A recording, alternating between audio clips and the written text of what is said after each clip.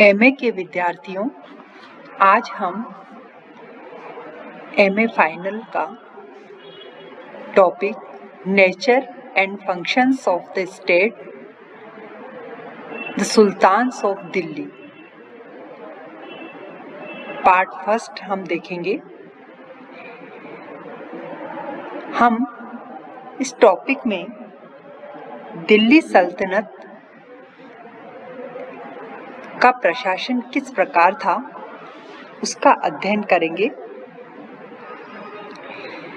जो सल्तनत कालीन जो राज्य था, सल्तनत काल कौन सा, जिसमें तुगलक वंश के बाद में गुलाम वंश की शासक कुतुबुद्दीन ऐबक है, इल्तुतमिश वगैरह, रजिया सुल्तान, ये सारे, अलाउद्दीन खिलजी, सारे सल्तनत कालीन शासक रहे। तो इन शासकों के समय राज्य किस प्रकार था उसका हम अध्ययन करेंगे। सबसे पहले हम कह सकते हैं कि सल्तनत कालीन जो राज्य था वह धर्म प्रधान राज्य था। राज्य का प्रमुख धर्म का भी प्रमुख होता था और उसे अपनी सत्ता और शक्ति ईश्वर से प्राप्त थी। खलीफा पूरे मुस्लिम जगत का सर्वोच्च प्रधान होता था, लेकिन तुर्कों के भारत के आगमन से बहुत पहले ही खलीफागिरी विखंडित हो चुकी थी। राजनीतिक कारणों तथा सुल्तानों के शरीयत के प्रति अनभिज्ञता के कारण सुल्तान के कार्यों में विभाजन हुआ। अब सुल्तान के कार्यों में सहयोग के लिए उलेमाओं की नियुक्ति की जाने लगी, जो प्रशासनिक कार्यों का प्रबंध, आयोजन और पर्यवेक्षण उलेमाओं की सहायता से किया जाता था। दिल्ली के तुर्की शासक तथा उनके सैयद और लोदी उत्तराधिकारी सुल्तान की उपाधि का प्रयोग करते थे। दिल्ली सुल्तानों ने सुल्तान की उपाधि को महमूद गजनवी से ग्रहण किया, जिसने समारिदों की प्रभुसत्ता से स्वतंत्र होने के बाद सुल्तान की उपाधि को धारण किया। परंतु कहा जाता है कि बगदाद के खलीफा जो सुल्तान की उपाधि प्रदान करते थे, उनके प्रति भी दिल्ली सुल्तानों की निष्ठा थी, लेकिन वह एक औपचारिक रूप से ही थी।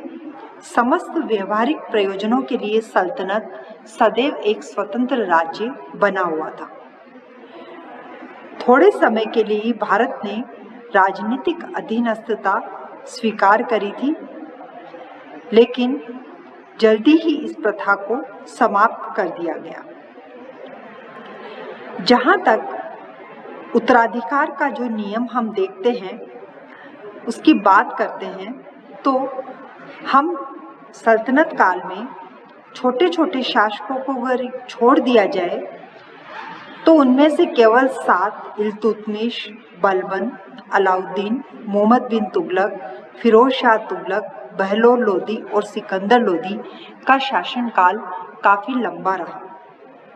इल्तुतमिश ने सल्तनत की सरकार में वंशानुगत शासन का सिद्धांत लागू किया, किंतु जब उसने देखा कि उसके पुत्र इसके लिए योग्य नहीं थे, तो उसने अपनी पुत्री रजिया को दिल्ली का सुल्तान बनाया। इल्तुतमिश और उसके वंशज लगभग 56 वर्षों तक, यानी 1510 से 1566 तक गद्दी पर रहे।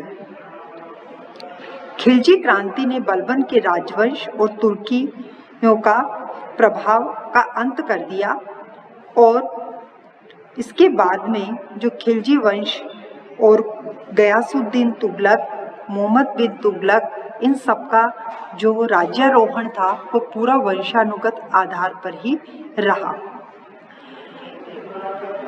लेकिन ये राजतंत्र की विचारधारा भी सल्तनत काल में एक तरह से प्रमुख रूप से हावी रही।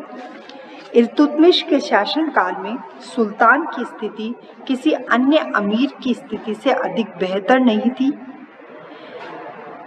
लेकिन अलाउद्दीन खिलजी जैसे राजनीतिक यथार्थवादी व्यक्ति राजतंत्रीय शक्ति से अभिभूत रहे। अलाउद्दीन खिलजी ने सिकंदर-ए-सानी यानी दूसरा सिकंदर की उपाधि धारण करी थी।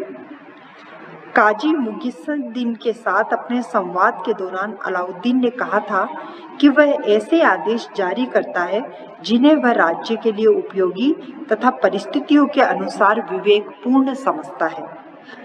वह यह नहीं पूछता कि क्या शरीयत में इसकी अनुमति है या नहीं।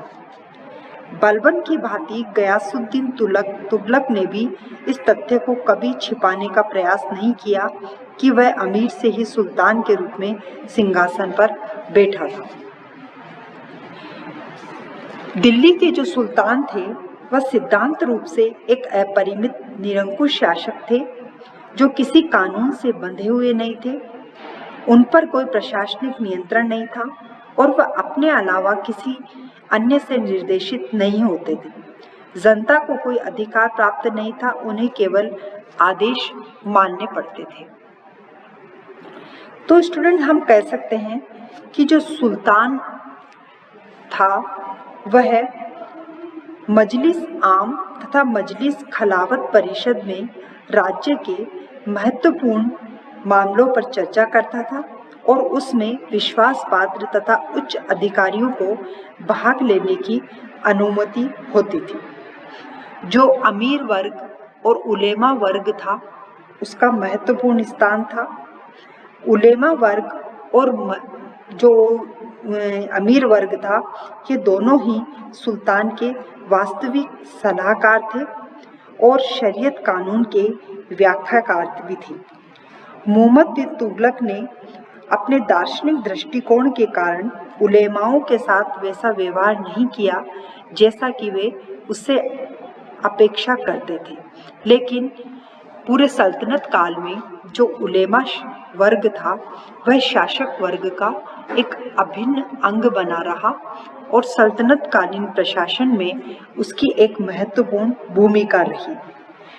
दूसरी तरफ अमीर वर्ग को हम देखते हैं तो अमीर वर्ग में भी विदेशी मूल के लोग अधिक थे जो मध्य व पश्चिमी एशिया से आए थे।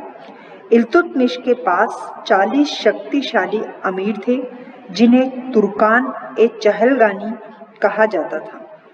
अलाउद्दीन ने वंशानुगत तथा जातीय आधार पर तुर्कों को अमीर वर्ग में शामिल करने के उनके दावों की उपेक्षा करी तथा अमीरों को ऊंचे ऊंचे पद प्रदान करे जिनको वह अपना विश्वास पात्र समझता था। इस प्रकार हम कह सकते हैं कि जो सल्तनत काल था उसमें अमीर वर्ग और उलेमा वर्ग दोनों का महत्वपूर्ण स्थान था। चूंकि राजतंत्र की विचारधारा भी प्रचलित थी, लेकिन इस वर्ग का शासन पर काफी प्रभाव रहा और यही कारण था कि कुछ व्यवस्थाएं अमीर वर्ग और उलेमा वर्ग के आधार पर ही निर्धारित होती चली गई। धन्यवाद।